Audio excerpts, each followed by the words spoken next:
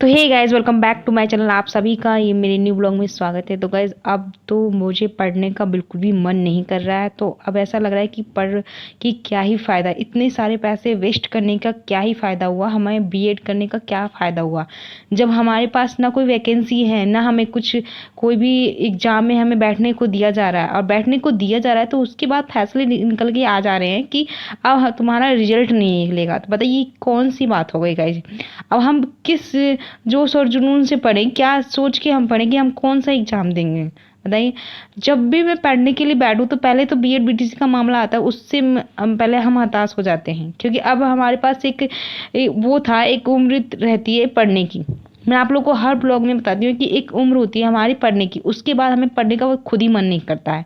अब जब हम उसके परिणाम तक पास आ गए थे, तब हमें निकल के आया कि बीएड बीटीसी में का मामला निकल के आया। उसमें ये बता दिया गया कि बीएड वालों को अब नहीं रखा जाएगा प्राइमरी लेवल तक, जो कि हम प्राइमरी लेवल तक ही कितने बच्चे ने तैयारी की थी। अब उसके परिणाम तक उसके पास ही आने वाले थे, रिजल्ट के पास ही आने वाले थे, उन्हें कोई ना कोई वैकेंसी मिल ही जाती है अब इस साल के अंदर अंदर। और उन्होंने बीएड को हटा दिया। और अब क्या जाहिर हुआ है कि बीएड वाले को मतलब हर जगह से हटाने की कोशिश किया जा रहा है। अब देखिए, सीटेट के रिजल्ट पे रोक लगा दिया गया है। क्यों? अब सीटेट के बेस पे ही तो हमने बहुत सारे एग्जाम मतलब भर रहे थे, उसकी वैकेंसी आ रही थी, हमको थोड़ी उम्मीद होती थी कि चलो हम सीटेट क्वालिफाई हैं, हम ये एग्जाम फिल कर सकते हैं, यही उम्मीद रहती थी ना एक स्टूडेंट की। अब उन्होंने, अब देखिए, सीटेट वालों ने बहुत सारे मतलब एग्जाम दिए यहाँ पे। अब वहाँ पे यहाँ पे ये याचिका दायर कर दी गई है कोर्ट में कि अब बीएड वाले जो किए हैं उनको उनका सीटेट के रिजल्ट पर रोक लगा दिया गया है। बताइए क्या करे स्टूडेंट। मतलब अब डिप्रेशन में आके कितने स्टूडेंट अब कुछ ना कर ना ले, ये डर है।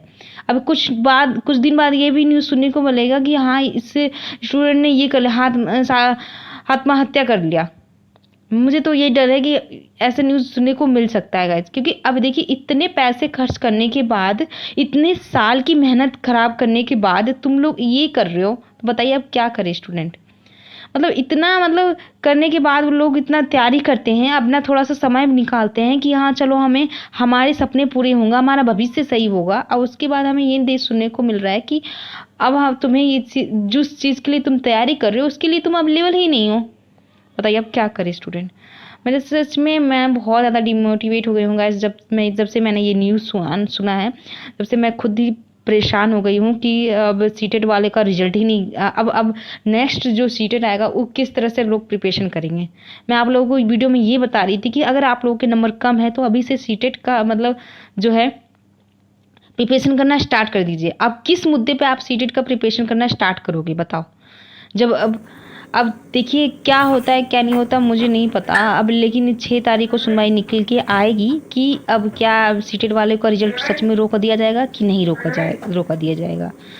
तो उसके बाद फैसला कुछ सुनने को मिलेंगे। अब देखते हैं क्या होता है गाइस। अगर इस तरह से सीटेट का रिजल्ट रोक दिया गया तो बीपीएससी का जो एग्ज़ाम हुआ है गाइस, उसमें भी वहाँ पे भी बीएड वालों को रोक दिया जाएगा।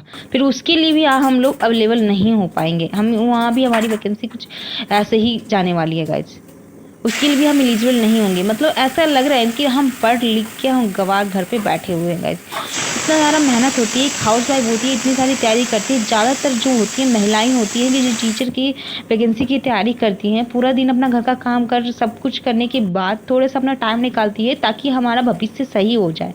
और उसके बाद हमें ये सुनने को मिलता है कि जिसके लिए तुम तैयारी कर रहे हो तुम्हें अवेलेबल ही नहीं है, वो चीज़ तुम्हारी मिलेगी ही नहीं।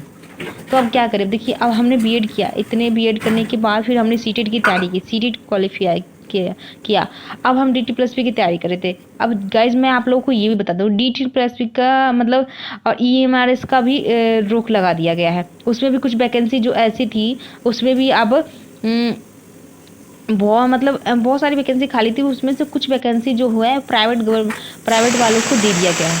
जैसे कोई मतलब प्राइवेट लेवल पर वहाँ पे भर्ती होते हैं डीटी पी में, उनको परमानेंट कर दिया गया है।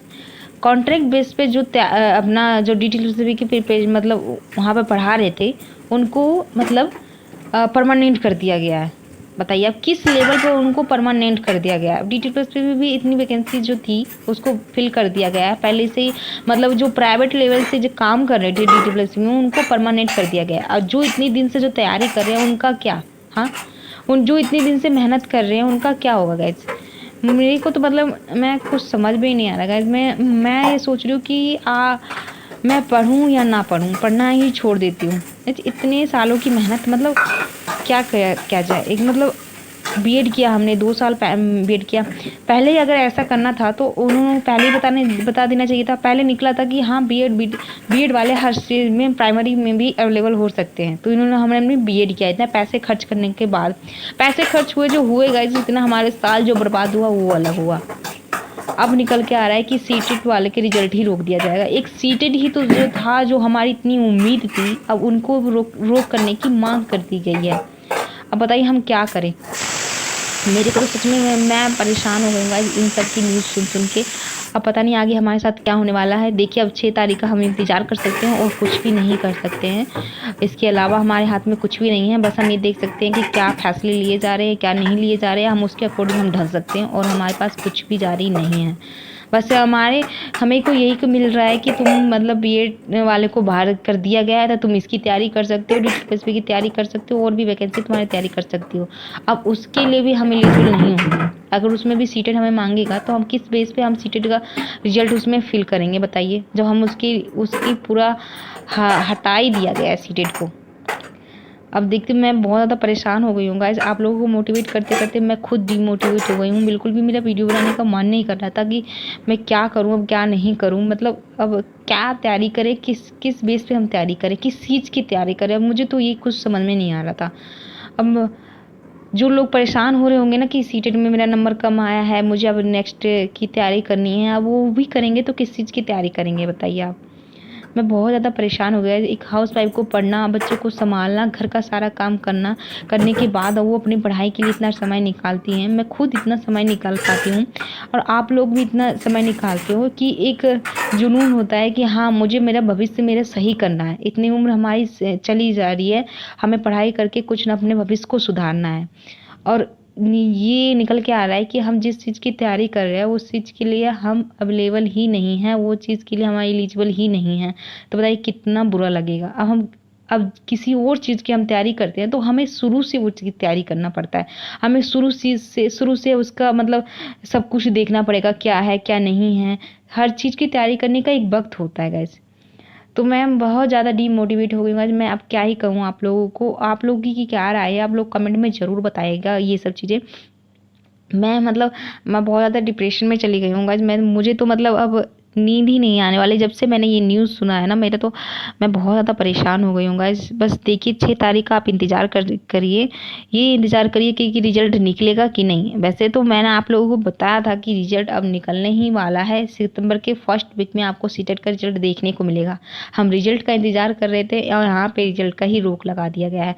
मतलब हमारे साथ सरकार क्या गेम खेल रही है हमें कुछ समझ में नहीं आ रहा है।